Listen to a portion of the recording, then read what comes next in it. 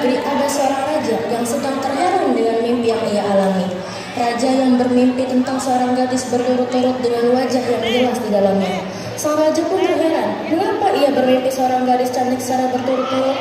Dengan keheranannya itu, ia memberanikan diri untuk bertanya ke seorang peramal. Hai peramal, mengapa aku terus memimpikan gadis yang sangat jelas? Suatu keberuntungan bagiku, engkau datang kepadaku yang mulia. Ada apa gerangan yang mulia datang kepadaku? Aku bermimpi seorang gadis secara terus-menerus. Aku bingung mengapa selalu gadis itu, dan bahkan wajahnya selalu terbayang-bayang dalam pikiranku. Saking seringnya aku memimpikannya. Peramal itu tersenyum kepada sang raja. Yang mulia, itu adalah suatu kabar gembira bagimu. Gadis yang ada di dalam mimpimu kelak akan menjadi istrimu. Sang raja pun bahagia mendengarnya dan memberikan imbalan yang pas kepada sang peramal. Raja kembali ke istananya dengan raut wajah bahagia. Sejak saat itu, sang raja memutuskan untuk mencari gadis yang ia impikan dengan menyuruh para prajuritnya. Wahai para prajuritku, berkumpullah. Aku ingin menyampaikan sesuatu pada kalian.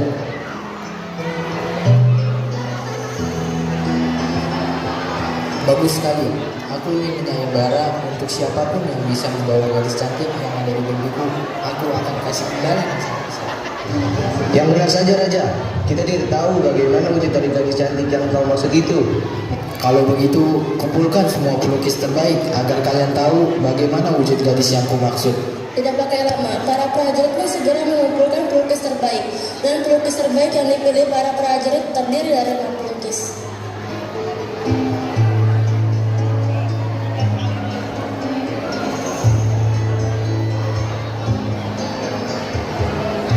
Baginda Raja, inilah pelukis-pelukis terbaik yang engkau minta.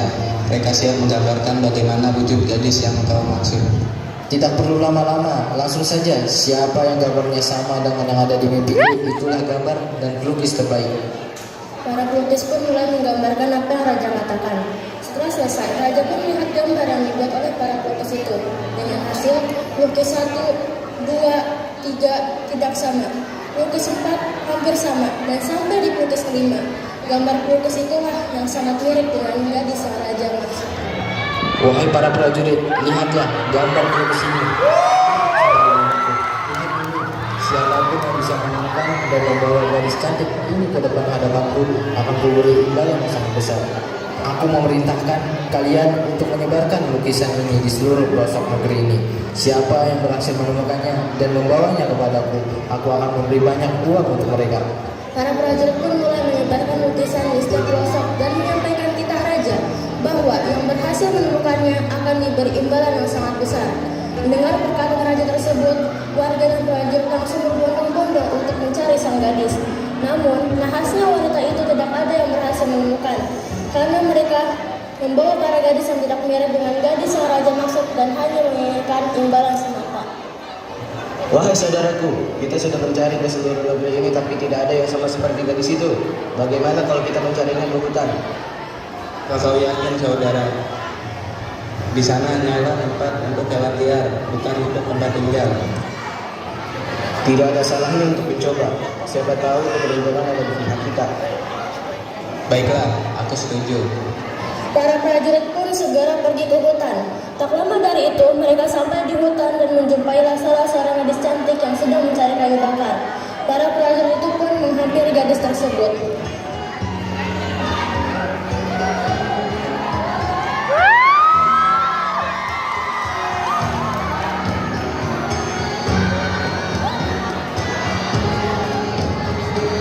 Permisi, apakah kau tinggal di sini? Iya, ada apa?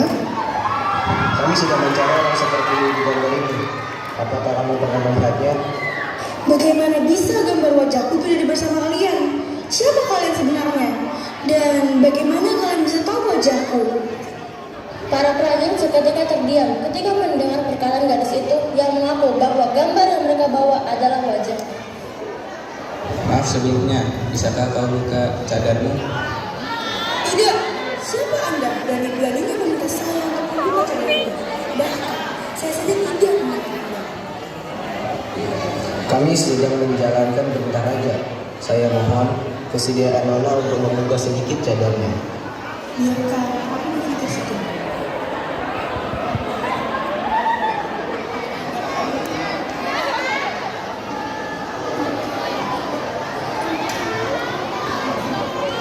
Setelah menunggu lama, akhirnya Syahrazad membuka sedikit cadarnya dan terkejutlah para prajurit itu bahwa gadis inilah yang dicari-cari. Namun hanya sekejap saja. Yang dianggap benar-benar mirip dengan gadis yang tadi maksud. Terima kasih banyak karena sudah membukakan jalanmu untuk kami.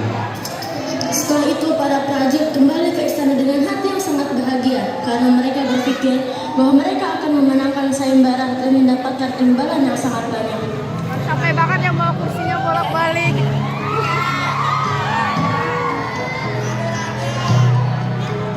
Wahai Nabi Raja, kami telah pergi ke hutan dan kami menemukan salah seorang gadis cantik yang sama persis dengan yang Raja maksud. Siapkan seserangan, bawakan itu semua ke rumahnya sekarang dan bawakan dia untukku. Akan kutunggu dia di istanaku. Tanpa ada rasa ragu langsung disiapkannya beberapa kereta kuda yang siap mengantarkan harta-harta untuk diberikan ke gadis tersebut.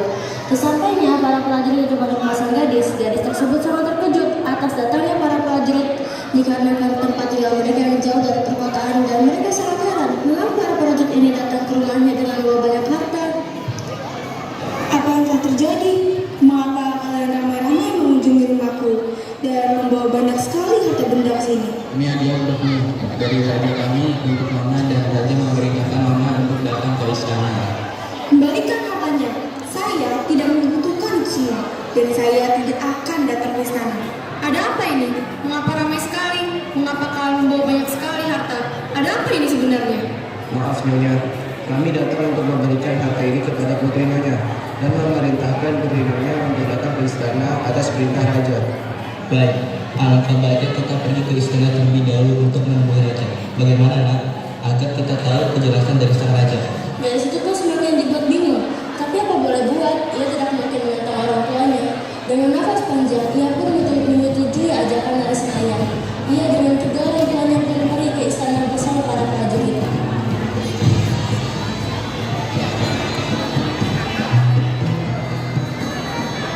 Yang mulia, inilah gadis yang Raja dambakan selama ini. Kami membawanya untuk baginda Raja. Baik, terima kasih sudah membawakannya untukku. Wahai gadis cantik yang selama ini kudambakan, izinkanku untuk melihat wajahmu. Gadis itu pun membuka sadarnya perlahan. Begitu terkejutnya sang raja saat melihat kecantikan gadis itu. Sang raja sangat gembira karena akhirnya ia menemukan orang yang dicari-carinya selama ini. Sungguh indah ciptaan Tuhan. Bagi yang mengenali namanya. Bolehkah kau tahu siapa namanya? Namaku Syahrazad. Raja dan para pengawal kaget mendengar nama gadis itu. Syahrazad, maukah kamu menikah denganku? Lantas apa yang terjadi di dalam rencanaku?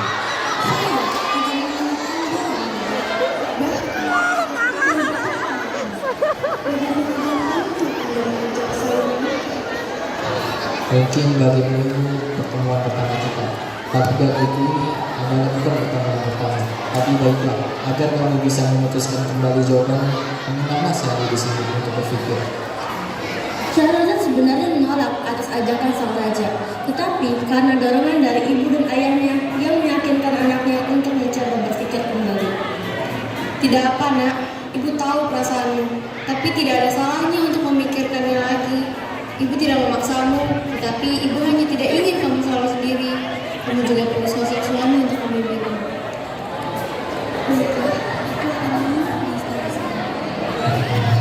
Raja yang awalnya sangat tegang menjadi sedikit agak lega karena Syahrazad menerima tawarannya.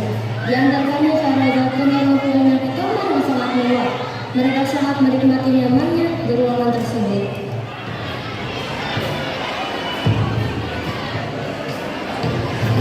Keesokan paginya, Syahrazad dan orang tuanya dipanggil untuk sarapan bersama di meja makan.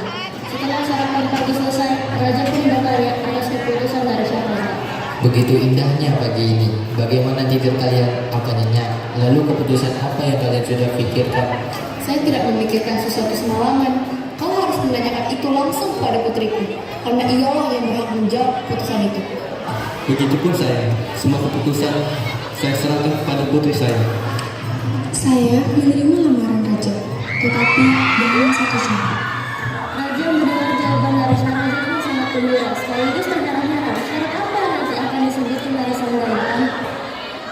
Sebutkan. Apa itu wahai Syahrazad? Apa itu harta? Harta, sebutkan saja.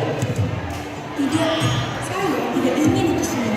Saya hanya ingin yang mulia menceritakan saya 1001 kisah setiap malam. Hanya itu syaratnya. Tidak ada lagi, wahai pujaan hatiku. Tentu saja yang mulia. Baik, kalau seperti itu, aku akan menyanyikan. Raja pun mengadakan pesta yang sangat megah atas diterima lamarannya dan mengundang para warga serta petinggi kerajaan. Acara tersebut diadakan selama 7 hari 7 malam dan sekaligus merayakan pernikahan mereka. Kasihan itu yang bawa main. Dedi keren banget ya. Ya. Wah.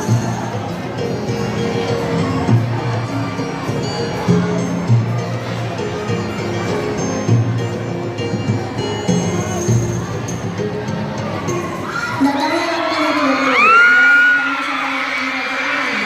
Raja harus menempati dirinya mereka di bawah raja.